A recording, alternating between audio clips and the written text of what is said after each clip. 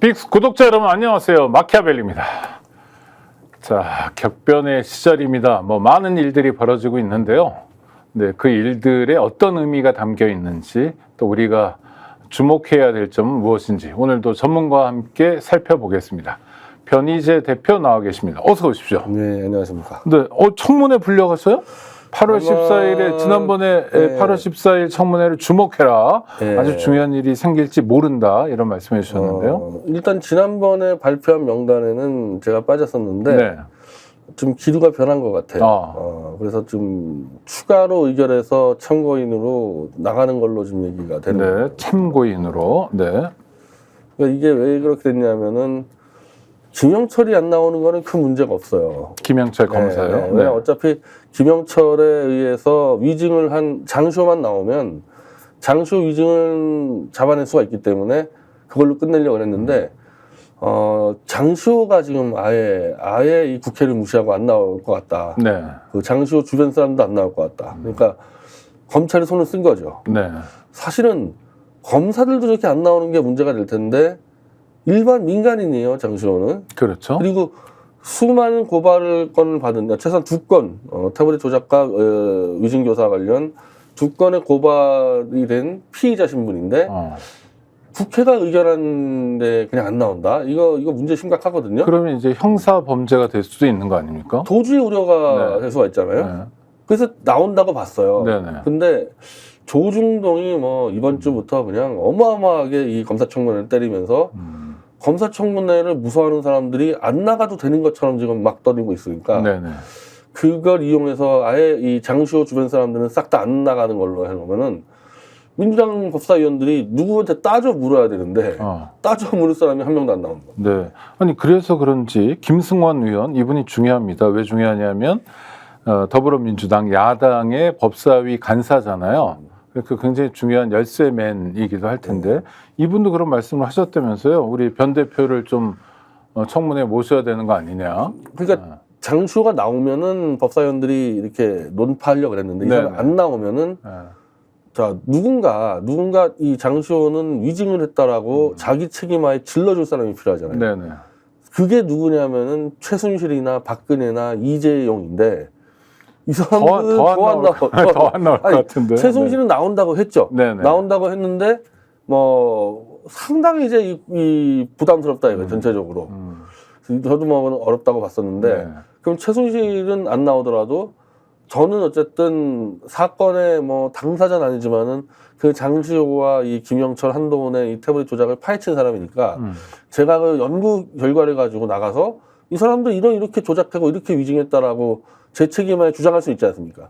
아니 그리고 지금 가져오셨네요. 관련 책을 쓰셨잖아요. 김승원 의사가 책 얘기를 하도 많이 해서 이 책인데 실제로 이 얘기를 했어요. 이 책의 저자를 부른다고 얘기를 한 겁니다. 네네. 그러니까 이 책의 저자는 변 대표님 아닙니까? 이 책의 저자를 부르겠다. 그러니까 이 책이 윤석열 한동훈과 특검제 4팀 김영철의 태블릿 조작 장시호와의 그걸 다룬 책이기 때문에 이 책의 저자로서 제가 제 책임하에서 내가 발언하겠다. 그래서 아마 그런 식으로 될 것 같고 제가 이 책 제목이나 이런 부분들을 강조하는 게 이 책에다가 이렇게 저는 제 부제를 달아버렸습니다. 최순실 태블릿은 윤석열과 한동훈이 날조했다라고 제목을 박았어요. 날조했다. 그리고 날조가 아니면 책임지겠다는 말씀이잖아요. 네. 의혹 제기가 아니라 저는 날조했다고 박아버렸단 말이에요. 그러면은 이게 나온 지 1년 이제 반이 넘었는데 이 책이 이 윤석열 한동훈으로부터 그 어떤 소송도 당한 바가 없습니다. 네. 이 무슨 출판금지 가처분 신청 플러스 그렇죠. 명예훼손이고 뭐고. 그럼 이 두 사람이 원래 명예훼손 소송 안 하는 사람들이냐? 많이 하는 분들이죠. 조금만 수출이면 막 갖다. 지금 이슈 중에 하나가 윤석열 대통령에 대한 명예훼손, 그러니까 비판적 보도를 한 일부 언론 기자들에 대한 명예훼손 사건을 수사하면서 핸드폰을 뒤졌는데 보니까 너나 없이 뒤졌다. 처음에 3,000명이라고 그러더니 지금 수만 명이라고. 지금 12만 명이가 12만 명이요. 아이고. 자기 명예훼손 사건 잡는다고 12만 명을 뒤지는 그런 사람이죠. 근데 이 책에 대해서는 지금 어떠한 법적 조치를 취해야 됩니다. 저는 한동훈 집 앞에 가서 3번의 집회를 했는데도 아무런 조치가 없다는 거예요. 그래서 저는 그거라도 알리기 위해서 이 책을 들고 나오는 겁니다. 네, 그리고요, 장시호 씨도 굉장히 중요한 인물인데, 장시호 씨가 지난번에 그런 말씀 하지 않았습니까? 이례적으로 검찰청에 자주 불려갔는데, 문제의 김영철 검사만이 아니라 박 검사도 부지런히 불렀다, 이런 의혹이 제기되고 있습니다. 그러니까 지난주에 장경태 의원이 7개월간 51회 네네. 출정이다 해서 한국 신기록이라고 그랬었는데, 그랬죠. 네. 저희 미디어 워치는 이 장시호의 이 검찰 조서를 다 확보했기 때문에 네. 18건입니다.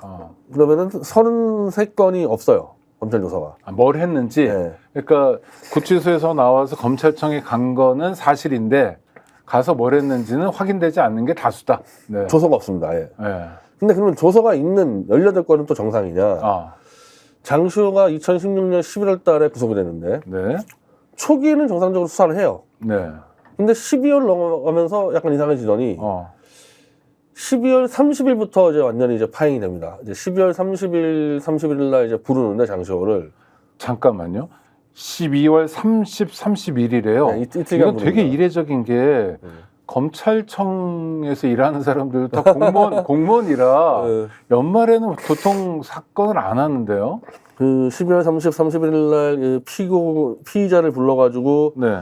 20시간 조사한다. 이게 있을 수가 없는 일이죠. 요일은 어떻게 됩니까? 제가 그것 때문에 지금 다시 보는데요. 요일이 목금입니다. 목금. 12월 31일이 토요일. 30일이 목요일. 31일이 금요일. 아, 그렇습니까? 네, 이렇게 돼 있어요. 그러니까 30일 날 이게 불러서 아마 조사를 받으신 분들은 알 텐데, 네. 조사받으러 가면 이렇게 이 도착 시간, 그리고 조사 시간, 조사 마친 시간, 이렇게, 네. 이게 적게 돼 있어요. 네, 네. 아니, 그러니까 네. 조사 장소, 출정이라고 그러죠. 이제 네. 나와서 조사 장소에 도착한 시간이 나오고, 네. 그다음 조사를 시작한 시간이 나오고, 네. 조사가 종료된 마무리된 시간이 나오고 또 돌아오는 시간이 네, 나오겠죠. 그걸 다 자기가 적어야 돼요. 네 개의 시간이. 자기가 적어야 돼요. 네네, 그거 네. 검사가 적어주지 않으면 자기가 적어야 네네, 되는데, 네. 장시호는 자 12월 30일 날 네. 오전 10시 10분에 출정을 이제 도착을 합니다. 검찰청에. 네. 근데 그러면은 10시에 도착했으면 10시에 조사를 해야 될 거 아닙니까? 근데 이 조사 시작 시간은 무려 21시, 9시. 그러니까 오전 10시에 이 검찰청에 갔는데 수사 조사 시간은 밤 9시에 시작을 합니다. 그러면 11시간 동안 뭐 했냐 이거예요. 11시간 동안. 만약 근데 가능성이 있다면 대기가 있는데 대기했다고 하기엔 너무 긴 시간이네요. 이렇게 적혀 있어요. 네. 조사 시간 전 검사 면담 및 휴식. 그러니까 검사 면담 휴식을 11시간 동안 하고 네. 밤 9시에 조사를 해가지고 12시 34분에 끝냅니다. 아니 그러면 연말 연시에 네. 이 공무원들도 놀아야 될 텐데 그러니까요. 12월 30일 날 오전에 불러놓고 네. 밤 9시 시작해가지고 12시까지 수사합니까? 아니 변대표님 다시 제가 달력을 보니까 31일 말일이 토요일이더라고요. 그러니까 더 말이 안 돼. 금토란 얘기네요. 그러니까 더 말이 안 되죠. 2016년인데요. 네. 2016년 12월 31일. 30일에 지금 상황을 말씀해 주시는 거고 31일에도 또 부른 거죠? 네. 네. 그럼 지금 금요일입니다. 그럼 30일. 네, 금요일 날. 연말 금요일. 연말 금요일에 다 놀러 갈 때 왜 11시간 동안 빈둥빈둥 놀다가 밤 9시에 수사해가지고 12시에 끝냈냐 이거예요. 근데 이제 더 이상한 거는 31일인데 31일 토요일. 네. 31일은 2시에 도착합니다. 오후 토요일 날. 2시. 네. 그래서 역시 또 한 2시간 50분 동안 빈둥빈둥 놀다가 5시 50분에 수사 시작을 해요. 그러면은 한 4시간 가까이네요. 그렇죠? 거의 4시간 동안 빈둥빈둥 놀았죠. 3시간 50분 동안 하여튼 뭔가 휴식이든 면담이든 뭔가를 하고. 네. 그 다음에 없어요. 없다는 시간이. 게 뭐예요? 종료 시간도 없고 조사 시작 시간은 17시 50분, 네, 오후 50분인데 5시 50분인데 종료 시간도 안 적혀 있고 열람 이제 조서를 열람을 해야 될 거 아닙니까? 이제 그렇죠. 썼다면 열람 조서 시작 시간도 없고 이 종료 시간도 없고 한마디로 이 상태로 보면은 아예 시간이 안 적혀 있기 때문에 그냥 풀로 있었다는 것밖에는 답이 안 나오죠. 아니 그러니까 자 구독자 여러분 보세요. 2016년 12월 31일 말일입니다. 게다가 요일은 토요일이에요. 그러니까 다음 날이 뭐 신정이지만 새로운 해가 시작되는 날이니까 이때는 관공서가 모든 게 마비가 돼 있어야 정상이죠. 소방 말고 경찰 말고는 돌아가는 게 없는데 대한민국 검찰이 장시호 씨를 불렀다는 거예요. 우리 변 대표님 확인한 이거는 사실이죠, 그러니까. 그렇죠? 네, 지금 공문서 서류로 확인되는 서류 거잖아요. 확인돼. 아마 지금 이 편집에서 올라갈 수 있을 거예요. 네. 제가 보내드렸으니까. 오후 2시에 검찰청에 도착하긴 했는데 조사 시작은 오후 5시 50분에 했고 그나마 이것 또한 4시간 놀았고 문제는 시작했는데 끝나는 시간이 없다. 없어요. 네. 언제까지 놀았는지 모르겠다는 게 그러면은 추정일 도대체 수밖에 없네요. 언제 돌아갔냐 이거야. 그럼 그러니까. 서울구치소로 언제 돌아갔냐 네. 이거죠. 뭐 어디 클럽 갔다 왔나 이런 느낌도 들어요. 이런 조서는 아마 본 적이 없을 거예요. 어. 조서는 언제 끝났는지 그럼요. 피의자 조사받은 사람이 적게 돼 있는데 자, 연말이고 그러니까 구치소에 토요일 맞네요. 12월 30일 그러니까 토요일이요. 제가 방금 확인했어요. 근데 토요일입니다. 그러니까 연말이고 그러니까 좀 우울할 테니까 구치소에 있으니까 예? 저 서초동에 와서 좀 놀다 가라 쉬었다 가라 이런 거라고 생각하면 오버할까요? 근데 그게 맞다고 쳐도 그러니까 장시호는 놀아서 좋지만은 그 장시호 하나 때문에 이 나와 있는 공무원들과 검사 그 사람들은 뭡니까? 같이 놀아요? 장시호하고? 이 사람들은 가족 없어요? 31일 날 그러니까. 토요일 날 집에 있어야 될 사람들이 어. 일단은 부르는 건 네. 그러니까 박사 무조건 있어야 되는 거고 네, 네. 근데 부르는 것만 김영철 박 같은 말단이 부르는 거지 실제로는 만나는 사람들은 윤석열 한동훈입니다. 이 장시호 녹취록에 나와요. 네네. 자기 윤석열 수십 번 만났다고 네. 한동훈도 만나고 그러니까 이름이 안 적혀 있을 뿐이지 아. 이 자리에는 네. 윤석열 한동훈도 있었을 가능성이 상당히 높죠. 12월 30일을 야방에 불렀는데 예. 박주성이하고 둘이 놉니까 거기서? 그러면 아니 잠깐 윤석열 검사와 한동훈 검사는 그 시간에 도대체 뭘 하고 놀았냐? 아니 이게 지금 말이 됩니까? 대한민국이 이게 무슨 고려시대 얘기하는 것도 아니고 불과 몇 년 전에 지금 현직 대통령과 여당 대표가 구치소에 구금된 여성 피의자 피고인을 불러다가 연말에 놀았다라는 말을 제가 변 대표님하고 주고받고 있는 거잖아요. 이런 비상식적인 상황. 일단 장시호 말로는 네. 탕수육주로 시켜줬다 그러니까 탕수육 시켜가지고 놀았나 보죠. 그리고 뭐 탕수육 시킬 때 뭐 빼갈도 같이 시켰겠죠 아마. 그래서 그걸로 놀았을 것 같고 조서 같은 경우는 거의 기록된 게 없고. 네. 진짜 조서에 없는 건 분명히 알았지만은 이 언제 시작해서 언제 끝나고 이거 시간이 안 적혀 있다는 거는 있을 수도 없는 얘기거든요. 어떻게 이런 거를 재판부에 제출하고 이 제출했는데 재판부는 또 아무 말도 안 했다는 것도 신기해요. 근데 이게 뭐 여러 가지 의미가 있지만 국정농단이다 이런 것도 있지만 사실은 검찰에 의한 부정부패 아닙니까? 부패잖아요. 부정한 거죠. 그 특혜를 봐주고 네. 특히 이게 만약에 이게 위증교사라면 정말 심각한 거죠. 그렇죠. 특혜 봐주고 남의 없는 죄를 거짓말로 불개해가지고 처벌했다는 거. 그게 그래서 모해 증거 위조, 모해 이중죄는 그렇죠. 징역 10년 이상짜리거든요. 아니 그러니까 단순히 뭐 장시호라는 어떤 사람하고 연말에 놀기 위해서는 아닐 거 아니에요. 놀려면 뭐 지네 친구도 있고 또 뭐 검찰청 밖에 자유롭게 놀 데가 얼마나 많아요. 검사들이 뭐 놀 줄 모르는 친구들도 아니고 유독 장시호라는 사람을 불러다가 특히 이제 심리적으로 좀 불안할 때 아닙니까? 한 살 더 먹고 연말 연시에 구치소에 있는 사람, 약자의 지위에 있는 사람을 불러다가 뭔가를 했다는 건 정말 심각한 문제 같은데요. 근데 이제 1월 5일 그러면은 30일, 31일 날 이상한 행태를 보인 다음에 1월 5일 날 장시호가 이 태블릿 PC를 꺼내와요. 1월 5일. 그러니까 30일, 31일 날 조서 없이 불러서 뭘 했겠냐 했을 때 결국 이 태블릿 PC는 장시호가 가져온 걸로 돼 있지만은 우리가 조사한 바로는 장시호가 가져온 게 아니고 특검이 원래 갖고 있는 태블릿 PC입니다. 우리가 볼 때. 네네. 그러니까 특검이 갖고 있는 태블릿 PC를 야 장시호 우리가 이거 조작해야 되니까 네가 가져온 걸로 우리 연출하자. 이 설득이 필요할 거 아닙니까? 이걸 설득하는 이 설득을 30일, 30일 날 하지 않겠느냐 그래요. 그 대신 너한테 뭐 해가 해주겠대. 없다. 해가 되는 게 없는 정도가 아니라 이제 다 봐주겠다 이래가지고 딱 5일 만에 장시호가 갑자기 태블릿 PC를 가져온 걸로 이제 돼 있어요. 근데 12월 7일 이거는 이제 아마 기억날 거예요. 박근혜 국정농단 청문회. 네. 그때 뭐 고영태도 나오고 뭐 많이 나와가지고 화제가 됐지 않습니까? 그때 장시호도 나옵니다. 장시호 나와서 장시호 뭐라 그랬냐면은 최순실 우리 이모는 태블릿을 쓸 줄 몰라요. 네. 계정을 만들 줄도 모르고 메일을 열어볼 줄도 몰라요. 그러니까 상당히 설득력 있는 태블릿을 진술이죠. 못 쓴다고 12월 7일 날 증언을 해놓고 한 달 뒤에 1월 5일 날 최순실이 저한테 맡겨놓은 태블릿 있어요. 이걸 가져온 거란 말입니다. 그러니까 이게 얼마나 앞뒤가 안 맞는 내용이겠어요. 아니 못 써도 맡길 수는 있잖아요. 소유 뭐 이런 것만 의미한 거다라고 설명하지 않나요? 나중에 그렇게 설명할 수 있는데 네. 그 당시에 이제 그 당시는 이제 이 공수가 바뀌어가지고 네네. 그 당시 박근혜 쪽 여당 의원들이 다 물어봐요. 증인들에게. 고영태 플러스 거기 있는 모든 사람들에게 최순실이 태블릿 쓰는 거 본 사람 손 들어봐. 아무도 못 봤다 그래요. 아무도. 네네. 차은택이고 뭐 그래서 그 일환으로서 장시호도 우리 이모 태블릿 쓸 줄 모른다. 그러니까 그때 분위기는 다 안 쓴다 태블릿을 이렇게 한 거고 장시호도 그게 협조해 놓고서 1월 5일 날 이제 꺼내오는 거죠 태블릿 PC를.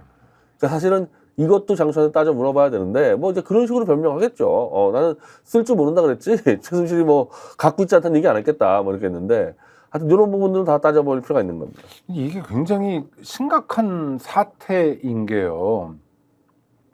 박근혜 대통령이 뭐 무능하다든지 무책임하다든지 뭐 대통령 자리에 어울리지 않는다든지 이런 것과 별개로 지금 형사처벌을 받았고 또 탄핵이 됐잖아요. 헌정사상 최초의 대통령 탄핵이 실제로 이뤄진 거고 그 일을 한 사람들이 윤석열, 한동훈 검사였는데 그분들은 얼마 지나지 않아서 대통령도 되고 또 지금 여당 대표도 되고 새로운 정치 지형을 만들었는데 지금까지 한 8년 정도 뭐 동안 우리가 봐왔던 일들이 그야말로 어떠면 헛개비 같은 일일지도 모른다 라는 거잖아요. 엄밀히 말하면 네. 그 당시 검사 때 했던 정말 이 조작 날조 수법을 그대로 국정에 옮겨서 똑같은 짓을 하고 있는 건데 지금도 네, 네. 근데 국민들은 이제 그거를 아직까지 다 진실이 안 드러나서 모를 뿐이지 이런 조작을 끊임없이 하고 있어서 지금 뭐 몇 개입니까 지금 이 의혹 사건들이 지금 이게 네, 네. 이게 어찌 보면은 검사 때 했던 조작을 대통령과 이제 법무장관 여당 대표로서 하다 보니까 스케일이 커진 거죠 조작이. 우리가 지금 뒤에 다룰 얘기들 최상병 사건, 세관 마약 사건 다 지금 조작 사건들 아닙니까 이거 보면은. 그렇죠. 네. 그래서 사실은 제가 이 대선 때 제가 보수 진영에 있으면서 검사 때도 조작한 자들이 대통령 돼봐라 얼마나 큰 조작들 하겠냐 그런 문제제기를 한 건데 그대로 된 거 있는 거죠 지금. 야, 정말 말로만 들어도 소름 끼치는 얘기들인데요. 하여튼 뭐 그래도 좀 다음 얘기로 넘어가 봐야 될 것 같습니다. 일단 14일, 네. 8월 14일 날 뭐 제가 만약에 참고인 나가게 되면요, 이 태블릿 조작권 같은 거를 PT로 쏴서 국민들이 한 5분에서 10분 사이에 뭐 바로 파악할 수 있도록 그렇게 해서 이번엔 지금 무조건 안 나오고 보이콧 해가지고 청문회 무력화시키려고 하는데 네. 그냥 국민들이 분노해서 그냥 특검을 외치도록 뭐 그렇게 할 수 있을 생각입니다. 그 정도 준비는 돼 있다. 이 네. 단행본 책도 진작에 PT를 쓰셨고. 만들어서 제가 법사에다 넘겨줬습니다. 네, 알겠습니다. 아이고 고생하시네요. 대통령은 휴가 중입니다. 근데 휴가 중에도 끊임없이 뭐랄까 선전 활동이랄까, 뭐 공보 활동이랄까 이런 걸 하는데 사진도 이렇게 나오고 동영상도 대통령 관련해서 나오는데 어떻게 보셔요? 이번 휴가는 역대 과연 이런 일이 있을까 모르겠는데 이 직장인들이 절반 이상이 지금 금전 문제로 휴가를 못 간다는 지금 조사가 지금 발표가 됐습니다. 아마 이런 사례가 있었을지 모르겠어요. 그런 정도 상황이면은 대통령이 휴가를 취소할 수도 있는 거고 대한민국의 30, 40대 직장인들이 휴가를 못 간다. 이거 보통 사안이 아니거든요, 이거는. 그러면 나도 고통분담해서 휴가를 안 가는 방법도 있는 거고 가게 되더라도 휴가를 못 가는 직장인들에게 어떠한 메시지를 던졌어야 되거든요. 위로의 메시지나 뭔가 줬어야 되는 거고. 그런 메시지를 직접 발표할 수도 있고 아니면은 주로 대통령들이 많이 써먹은 책을 통해서 하는 수가 있잖아요. 난 휴가 중에 이런저런 책 읽는다. 뭐 그런 방법도 있었을 텐데 그런 메시지 하나도 없이 그냥 가서 놀러 갔다는 거는 역시 국민들의 이 고통이나 아픔에 대해서는 아무 관심이 없다. 이 사람은 이거. 이 사람뿐 아니라 그 주변에 있는 사람도 아무 관심이 없다는 얘기죠. 어떻게 그 휴가를 간다고 이렇게 뻔뻔하게 나올 수가 있습니까? 이 부분에서. 물론 대통령이 휴가 가지 말라는 얘기가 아니에요. 근데 대통령은 휴가를 갈 때도 국민에게 메시지가 있어야 되거든요. 대표니까. 특히 이번처럼 이 휴가를 못 가는 젊은 층이 많았을 때는 그 메시지 안 던지고 그냥 놀러 가면 어떡합니까? 아니 그래도 뭐 휴가 중에 책 읽는 사진도 하나 제가 단 한 번 더 썼죠. 한 번도 없었죠. 예.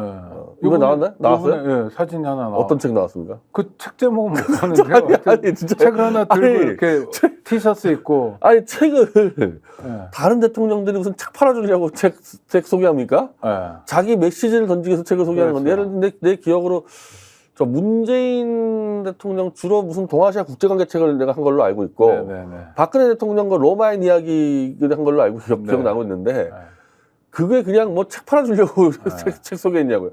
그걸로 어떠한 메시지를 대체하는 건데 네, 내가 국정 운영을 대체로 이런 컨셉으로 한다. 이번에 가서 네. 이런 걸 고민하겠다를 아, 던져주는 건데 네. 아니 책 제목을 얘기 안 하면은 그걸 뭐하러 그걸 그러니까 약간 패션이더라고요. 근데 어떤 분이 지적하는 게 대통령실의 도서구입비 예산이 빵원인데 무슨 책이냐. 니들이 책 보냐 뭐 이런 질문도 하던데. 아니 대통령실에 책 하루에 그 한 몇십 권 들어갑니다. 아, 들어가긴 네, 하겠죠. 몇십 권 그렇죠. 대통령보를 읽어달라고 네, 네. 그것만 찾아서 될 텐데 아, 그 책을 또 안 찾으면서 이번에 또 그 통영의 그 해물시장 가가지고 또 다시 산낙지부터 그 안주거리 잔뜩 사들고 왔어요. 네네.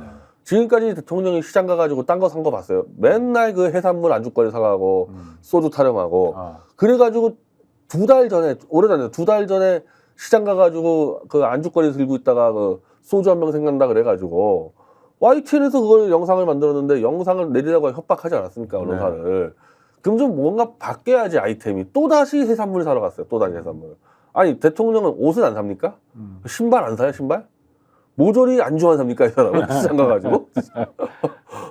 어디 뭐 운동하러는 안 가요? 뭐, 아니 차라리 골프라도 치던지 골프장도 안 가고 무조건 술안주야 이 사람은 지금 어디 갈 때마다.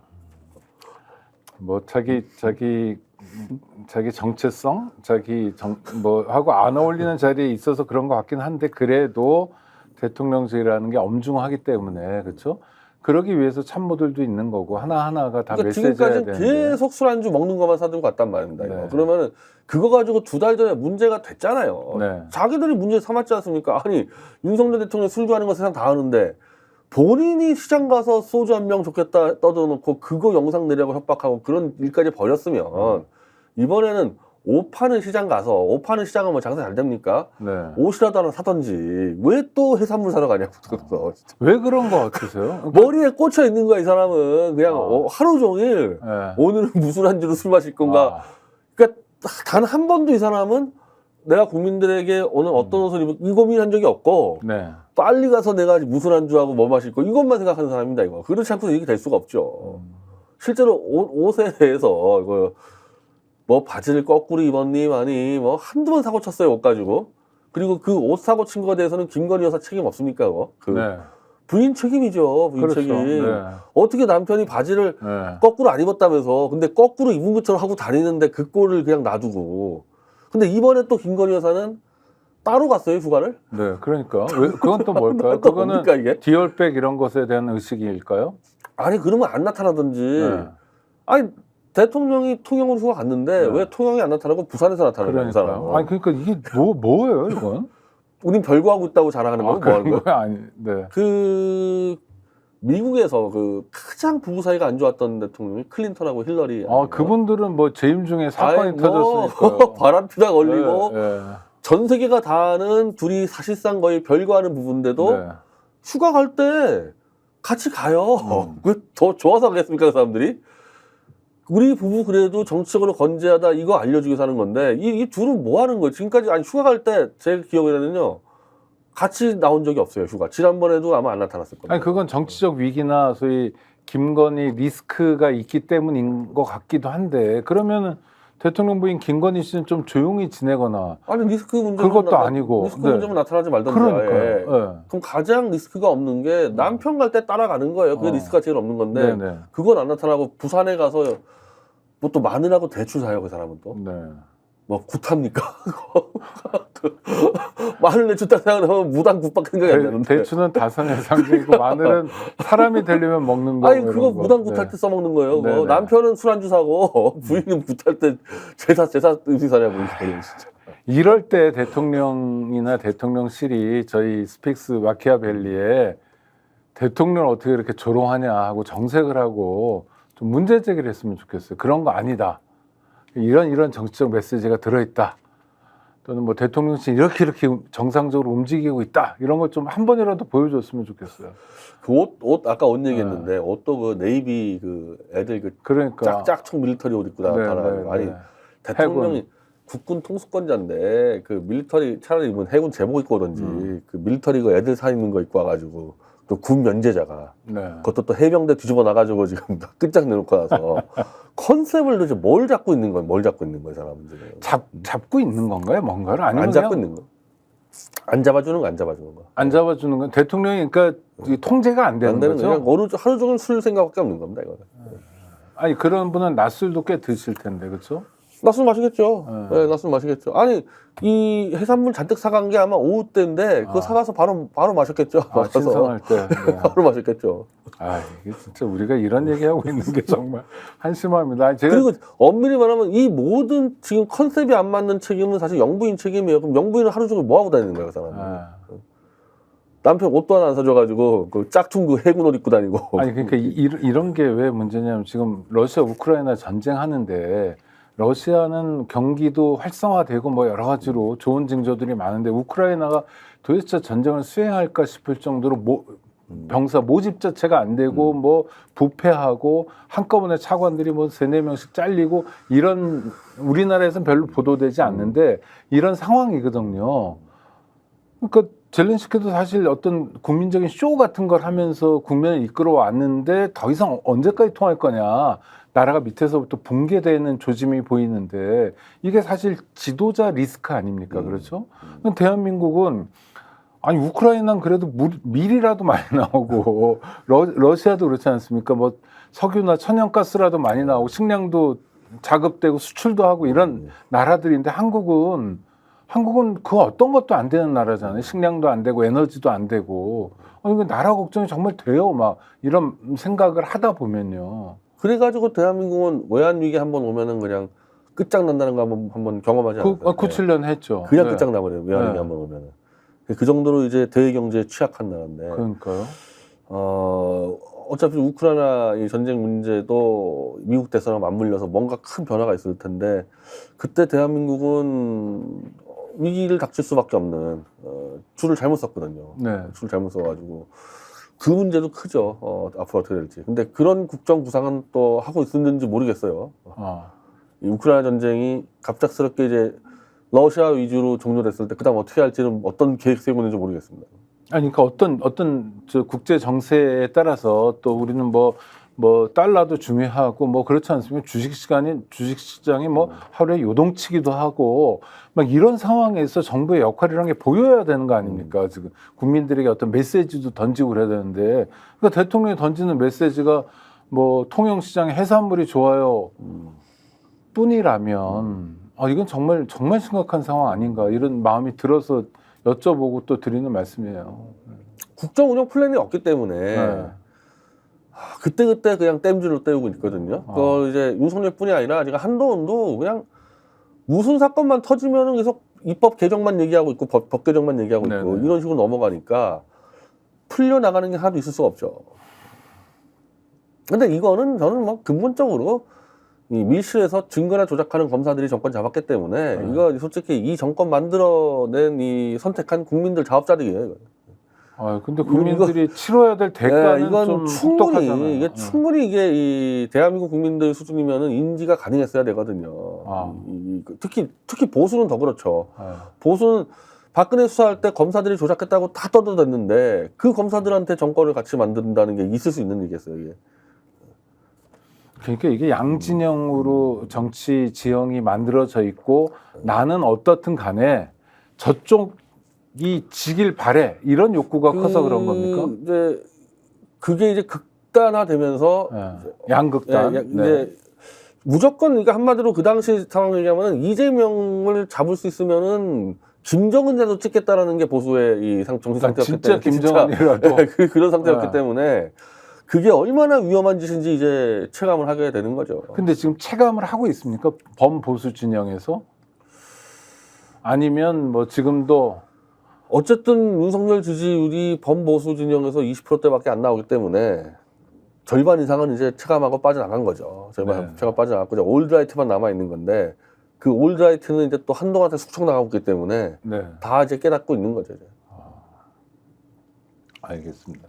검찰총장이 뭐 임기가 다 돼서 새로운 후보가 지금 4명 꼽히고 있는데요. 대체로 뭐 대동소이하다고 봐야 됩니까? 아니면 뭐 아니죠. 주목할 사람이 뭐 있습니까? 저는 딱 보면 신자용 하나밖에 눈에 안 들어오는데 아, 네. 신자용이 바로 이제 박근혜 국정농단 수사 때 역시 같은 팀이었고 네. 그러니까 지금 얘기 나오는 강백신이고 김영철이고 모조리 박근혜 국정농단 때 같이 조작 수사했던 그 한마디로 뭐 범죄 공동체들 인사들인데 네. 심지어 이원석도 마찬가지예요. 이원석도. 그러니까 이 사람들은 박근혜 조작날조 수사에 참여한 사람들만 갖고 운영을 하고 있어요. 신자용은 최순실에게 3대를 멸종시켜버리겠다고 협박했던 사람인데 네. 이 사람이 아마 법무부 검찰국장을 통해서 지금 검찰총장 그러니까 같은 범죄를 저지른 자들끼리만 서로 키워주고 이제 똘똘 뭉쳐 있는 거죠. 그래야지 안전하지 않겠어요. 아, 나머지도 다 윤석열 대통령하고는 그래도 근무연이나 뭐 각별한 사이인데 특별히 꼽아보는 건 신자용이다. 그러니까 예를 들면 강백신하고 김영철은 같은 이제 특검 시절에 특검제 4팀 아니겠어요? 네. 이 태블릿 조작을 같이 네. 한. 네. 그러니까 반부패 1부장, 2부장 하는 거 아니에요? 그러니까 같은 무슨 윤석열 인맥 중에서도 박근혜 수사 조작에 같이 참여한 사람들이 승승장구하고 있다는 거죠. 아, 그러니까 단순한 근무연 정도가 아니라 운명 공동체처럼 묶인 구조를 또 봐야 된다. 네. 그래서 그 검찰총장의 이원석이를 무슨 반윤 말도 안 되는 얘기고 이원석도 마저 박근혜 조작 수사에 같이 개입한 사람이에요. 네. 그래서 검찰총장 한 겁니다. 이원석도. 네. 신자용도 마찬가지고. 그러니까 그 이원석 검찰총장이 이를테면 대통령 부인 김건희 씨에 대해서 강도 높은 조사를 할 것처럼 말하거나 또는 뭐 서울중앙지검이 나를 물먹였다고 막 이렇게 하는 건 엄살일 가능성이 되게 높은 아무것도 거예요. 안 했지 않습니까? 그 검찰총장 임기 내에 네. 지금도 임기 중이죠. 자기가 네. 의지만 있었으면 자기가 하면 될 거 아니에요. 자기가 안 해놓고서 이제 와가지고 이제 핑계 대는 거죠. 그건 일종의 뭡니까? 그러니까 국민들을 헛갈리게 하는 거. 자기 자기도 이미지. 살고 싶고 아, 윤석열 때는 대충 용납해 주는 거고 네. 뭐 그런 식으로 다 서로 짜고 치는 고스톱이죠. 의지만 있으면 얼마든지 할 수 있었죠. 저희가 마음만 먹었으면. 그렇죠. 그다음에 한동훈도 마찬가지고 한동훈도 쇼하는 거고. 네. 아유, 우리 검찰이 쇼에 이렇게 능하면 안 되는데 쇼라는 건 뭐 계속되는 것 같습니다. 계속됩니다. 예. 지금 관세청 얘기들 이게 조지호 경찰청장 후보자에 대한 인사청문회 과정에서 불거진 거 아닙니까? 이거는 어떻게 보세요, 우리 대표님? 이게 지금 이게 최상명 사건도 아직 마무리가 안 되다 보니까 네네. 이걸 또 밀고 가는 게 상당히 큰 부담인데 그렇죠. 최상명 사건보다 100배 더 큰 사건일 수도 있어서 100배. 네, 왜냐하면 이거는 국제적인 문제로 네네. 비화된단 말입니다. 네. 실제로 지금 그 관세청 그 공무원들이 말레이시아나 무슨 뭐 인도네시아 마약 조직과 연결된 거 아니야 이런 얘기 나온단 말이에요 지금 네. 이게. 그러면 대한민국의 이른바 이 국경을 관리하는 쪽에서 국제 범죄 조직과 손잡고 불법 마약이 들어왔다는 거잖아요. 그리고 그거는 나라가 망했다는 거죠. 그거를 이제 또 대통령실에서 네. 그거를 비호해줬다는 얘기야. 나라가 끝장났다는 얘기죠, 사실상. 그리고 네. 그거는 이 인근 국가에서 언제든지 문제 삼을 수 있는 사안. 네. 이건 미국이나 일본이나 중국이나 여기서 언제든지 문제 삼을 아니 수 그게 있는 아니라 나라를 지키는 사람들이 나라의 빗장을 열어서 다른 것도 아니라 마약을 들여오도록 했다는 건 네. 국가 붕괴 사태잖아요. 그러니까 지금 나라가 망했다는 게 어떤 뜻이냐면요. 이 국제 범죄 조직을 통해서 그거를 불법 마약을 막 끌고 갔다는 거는 이웃 국가에서 대한민국에 개입할 수 있는 명분 주는 거예요. 그렇죠. 네. 그게 나라 망했다는 네, 건 네, 예를 들면 일본이 그냥 이 문제 가지고 문제 삼아가지고 그냥 밀고 들어와도 할 말이 없어요 우리 쪽에서. 네, 네. 심지어 그때 파나마의 노리가 대통령이 마약 밀매하다가 미국이 체포하지 않았습니까? 네, 네. 그런 사태가 벌어질 수 있다는 거죠. 아니 그리고 다른 나라 입장에서 대한민국에 대해서 장벽을 쌓을 수 있잖아요. 그렇죠? 뭐 여태까지 비자 필요로 하지 않다가 뭐 갑자기 비자를 보자고 한다든지 하는 것들이 새로운 장벽이 생길 수도 있는 거네요. 국제 관계라는 그러니까 대한민국이 사실은 비자 강국이라 그러는데 네. 이런 것들 쌓여가면은 이제 근데 실제로 근데 우리가 비자 강국이라는 거는 우리보다 좀 못 사는 나라한테 강국이라는 얘기지 네. 미국이나 일본한테는 아직도 안 되거든요. 그렇죠. 그게. 미국 갈 때 비자 다 아직 받잖아요. 안 되거든요. 돈도 받고. 네. 그걸 이제 낮춰야 되는데 이제 이런 거 자꾸 걸리기 시작하면은 이제 입도 못 여는 거죠. 이거. 그래서 이게 최상명 사건보다 100배 더 큰 문제라는 거예요. 네. 근데 이건 뭐 도대체 어디까지 되고 있는지 이거 그러니까요. 뭐 방법이 없어요. 이걸 잡아내서. 아니 그리고 또 하나 만약 이런 의혹이잖아요 지금 단계에서는. 근데 의혹에 대해서 책임 있는 경찰관이 이제 증언도 했으니까 우리는 주목해봐야 되는데 사실은 검사들 대통령 윤석열 대통령도 그랬고 또 이원석 검찰총장도 그랬고 굉장히 강조했던 게 마약 수사였습니다. 그다음 지금도 버스 타면요 서울지방경찰청에서 붙이는 마약 시작부터 하면 안 됩니다부터 해가지고 마약에 대해서 굉장히 그 경종을 울리고 있고 또 수사도 많이 했다 성과도 많이 냈다 이런 얘기들을 하고 있는데 한쪽 구석에서는 무마했다. 아 이게 납득이 되는 이 지금 일인가요? 무마됐을 때 시점에서의 법무장관은 한동훈이었거든요. 네. 이거 한동훈은 잡혀야지 한동훈. 그 한동훈한테 당연히 이 공식 질의도 해야 되는 거고 야당에서는 이거 어떻게 된 건지 한동훈한테 물어봐야 되는 거죠. 근데 물어봐도 답은 답 안 뻔할 하겠죠. 것 같은. 물어보면 맨날 입법만 법 핑계만 대더라고 이 사람은. 네. 뭐 국가기밀이 뭐 절로 넘어갔다 그러면 간첩법 개정하자 그러고 주가 폭락하니까 뭐 금투세 없애자 그러고 맨날 그것만 얘기해. 마약 수사도 그렇고요. 그러니까 최상병 사건도 사실은 수사 무마 아닙니까? 근데 김건희 씨에 대한 뭐 명품백도 수사 무마하고 수사 단계에서 무마를 하고 무마 성공한 사건들이잖아요. 물론 이제 뭐 당사자나 또 박정원 대령 같은 경우에 문제 제기를 통해서 이 사건들이 완전히 묻히지 않고 그래도 국민적 관심사로 부각되기도 하고 그러는데 그러니까 수사 단계에서 무마는 윤석열 정권에서는 아주 일관된 그러니까 검찰 정권의 특성인 것 같아요. 과거 정권에서 이렇게까지 된 적은 없었는데 검찰 정권이다 보니까 모든 비리 수사는 다 무마시켜버리는 거예요. 네.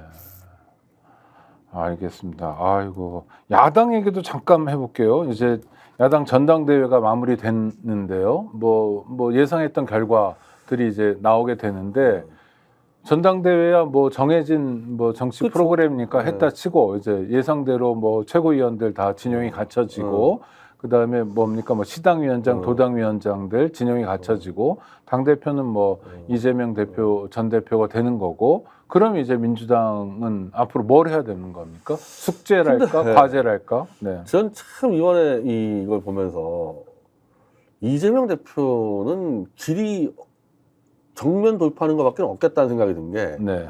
벌써 지금 재판 6개가 들어갔습니다. 이거 사상 초유의 일이에요. 네네. 박정희 때도 자기 선거 치렀다고 저걸 그냥 검찰도 탈탈 털어본 적이 없습니다. 그냥.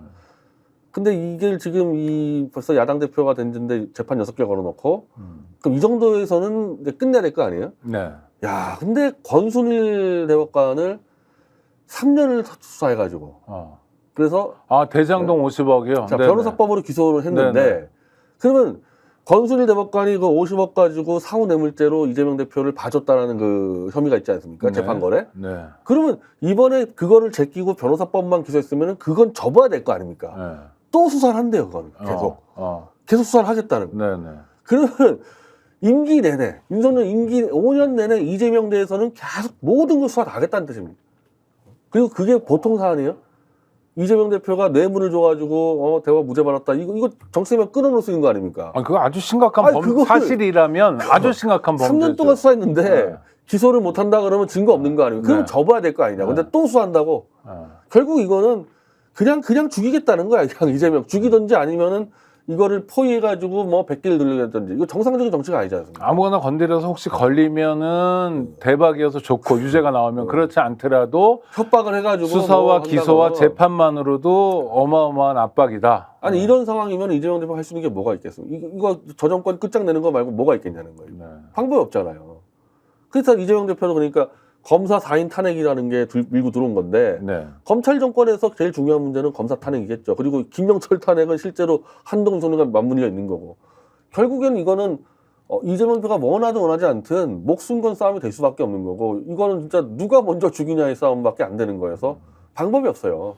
지금 이재명 대표가 더불어민주당의 새로운 대표가 된다면 이재명 의원이 된다면 과제, 숙제는 딱 하나다. 윤석열 정권 조기 퇴진. 그 수밖에 없는 겁니다. 네. 다른 방법. 이번에 이제 뭐 다시 또 무슨 뭐 면담 요구를 하는데 아니 이재명 대표를 끊임없이 수사하고 있는 그 정권하고 면담 뭘 어떻게 하겠다는 뭐 답이 나오겠어요 그거 해가지고 답이. 그리고 실제로 화기애애하게 한다도 믿을 수가 있냐고요. 수사가 진행되고 있는데 재판 어쩔 수 없다 치자고 근데 됐으니까. 근데 네네. 수사는 멈출 수 있지 않냐는 겁니다. 네. 이미 3년 동안 털었는데 이번에 기소 못 한다 그러면 증거 안 나왔다는 얘기 아닙니까? 그걸 어떻게 또 수사한다고 발표하냐고요.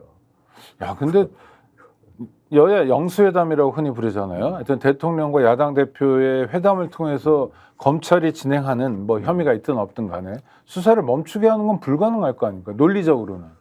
그렇게 되면 되게 이상한 구도가 되죠. 그러니까 네. 이거는 정권에서, 아니 정권이 아니라 검찰 논리 자체로 3년을 주어서 기소 못하면은 수사 종결해야죠. 네. 근데 이 정권이요, 모든 야권 대한 수사는 종결이 없어요. 종결이 없어요. 계속 갑니다. 나올 때까지. 그래서 조금 까불면 또 수사 확대하고 이러기 때문에 도저히 뭐 협의를 할 수 있는 정권이 아니에요. 뭐그다 칼을 긋다 대고 있는데 어떻게 협의를 합니까, 이거는. 그래서 다른 방법 없다. 이재명 대표가 안 그래도 지금 이재명 대표 1극 체제가 욕을 많이 먹잖아요. 네. 1극 체제에 대한 명분도 하나밖에 없습니다. 윤석열 정권 조기 퇴진시키는 것밖에 없는 거예요. 그러면 지금까지 논리로 보면 이재명 대표가 자기가 살기 위해서는 윤석열 정권을 퇴진시킨다. 이렇게 가는 거 수도 있잖아요. 예를 들면은 어찌 보면은 이재명 대표는 이 상황까지 안 오려고 꽤 많은 노력을, 저는 그걸 비판한 건데 네네. 왜 자꾸 야합하려고 하느냐, 범죄 정권하고. 근데 뭐 계속 이게 뭐 멈추질 않는데 어떡하겠냐는 거예요. 그거를 저는 대국민들 앞에 두고 충분히 설명이 가능하다고 봅니다. 아마 이제 이 김영철 청문회에서 일정 정도 성과가 나오면은 이 상황에 대해서 솔직하게 국민에게 설명해도 한 7, 80%는 이해할 수 있는 정도 상황 될 거예요. 정치는 완전히 실종된 상황이기 때문에 예전처럼 여야가 머리를 맞대고 뭐 사안을 풀어가거나 현안을 해결해 나가거나 뭔가를 궁리하거나 이런 상황 자체가 아니고 불가능하다. 그리고 이번에 이 결국에는 그 대북송금 관련해서 네. 이 검찰발 보고서가 나오지 않았습니까? 결국 대북송금이 이재명 위한 게 아니라 자기들 주가 띄우기 위한 거라는 검찰에서 보고서가 나와버렸는데, 이걸 보고 야당 당대표가 어떻게 정권하고 협의를 하겠어요? 이거 완전히 이건 사람 죽이려고 그냥 덮어 씌웠는데. 그건 기소해가지고 지금 저 법원에 배당이 된 거잖아요, 그렇죠? 근데 저 이화영은 이제 이 자기 측근 아니 우리 이재명 대표도 기소를 해버렸잖아요, 검찰에서. 근데 기소한 다음에 네. 전혀 기소하는 정반대. 지금까지 그러니까. 이재명 대표가 주장했던 근거가 튀어나와 버리는데, 이재명 대표 개인적으로 어떻게 생각해? 이 정권 이것들은 그냥 기회만 있으면 나 죽이려고 그러네. 이런 상태 아니겠어요? 여기서 무슨 협의 정치가 되겠냐고요. 저는 그 딜레마를 어느 순간에 한번 대국민 기자회견 통해서 다 털어놓을 필요가 있다고 생각합니다. 이거 불가능합니다, 이거 협의 정치는. 그리고 이재명 대표도 그것 때문에 일극체제 갔을 거예요. 이거 안 그러면 자기 죽으니까, 상황이. 네. 그러면은 이왕 일극체제 간 거, 유일한 명분은 국민들에게 윤석열 정권 조기 퇴진시키겠다는 거예요. 그걸 솔직히 이 선언할 시점이 오지 않을까 그래요. 아니 그러니까 그거는 뭐 이해가 되는데, 그럼 이재명이란 야당 지도자를 위해서 윤석열 정권을 퇴진시켜야 되느냐? 국민적 이해는 뭐냐? 아니 국민적 이해는 원래부터 그러니까 예를 들면 저 같은 경우는 윤석열 취임하기 전부터 퇴진 운동 했단 말입니다. 네네. 그게 윤석열 조기 퇴진이 국민적 이익이라고 생각하는 사람들은 7, 80% 되는 거죠. 아. 그걸 엄밀히 말하면 이재명 대표가 잘 못하고 있다가 네네. 그 국민적 이 바람을 못하고 있다가 이제 어쩔 수 없이 해야 되는 상황이 닥치는 거죠. 이게. 아, 국민적 요구는 진작부터 그건 있었던 있었고, 거고, 그걸 뭐 못했- 경제가 못한 엉망이고 말씀하신 대로 여름 휴가도 제대로 못 가고 실질 임금 계속 떨어지고 국격이 추락하고 안보 위기가 있고 이러니까 진작 퇴진시켜야 된다는 국민 여론이 이를테면 70%, 80%는 존재하는 거고, 그걸 야당이 받아 안아서 이제 본격적으로 싸워야 된다, 이 말씀이군요. 아니 그게 총선 결과 아니겠어요? 아, 총선 네. 결과잖아요. 이제 그 총선 결과를 직접 정치에 실현해야 될 시점이 오고 있는 거죠. 오고 네. 있는. 그건 저는 윤석열 정권의 문제라고 봅니다. 이번에 그 권순일 수사를 지속한다는 거는 이건 끝장을 내겠다는 얘기예요. 그렇죠. 뭐 다른 네. 해석이 없는 겁니다. 네, 네. 끝까지 가겠다. 우리가 가지고 아니면 있는 계속 무기. 이재명 올가미 채워가지고 끌고 가겠다는 얘기든지. 그러니까 네. 정치적 파트너 인정 안 하겠다는 얘기입니다. 여러분. 네. 예를 들면은 뭐 그런 사례가 엄청 많은데, 대선 한번 치르면은 대선 자금 얼마나 복잡한 거 많습니까? 그렇죠. 그거요. 웬만한 대통령들 다 그냥 다 해줬어요. 네. 정리. 왜냐하면 양쪽 다 문제 있는데 한쪽만 털지 않습니까? 그렇게 되면은 이게 이 형평성 문제 때문에 다 정리해줬는데, 이렇게 지금 2년 내내 터는 경우가 어디 있냐고요. 그러니까요. 네. 자, 8월 달에 여러 가지 변화가 있습니다. 뭐 이제 진용이 제대로 갖춰지고요. 야당에서도 전당대회를 통해 새로운 지도부가 출범하게 됩니다. 놓여진 숙제가 각각 있는 것 같습니다. 그렇지만 여야 간의 대결, 또 윤석열, 이재명과의 싸움, 국민과 정치인들과의 뭐 어떤 싸움, 뭐 이런 건 계속 새로운 판으로 진행될 것 같은데요. 네, 우리 변희재 대표와 함께 짚어봤습니다. 다음 주에 다시 뵙도록 하고요. 아직 날짜는 남았습니다만 8월 14일에 진행될 청문회도 수첩에 메모해놨다가 함께 지켜보시기 바랍니다. 변 대표님 오늘 고생하셨습니다. 감사합니다.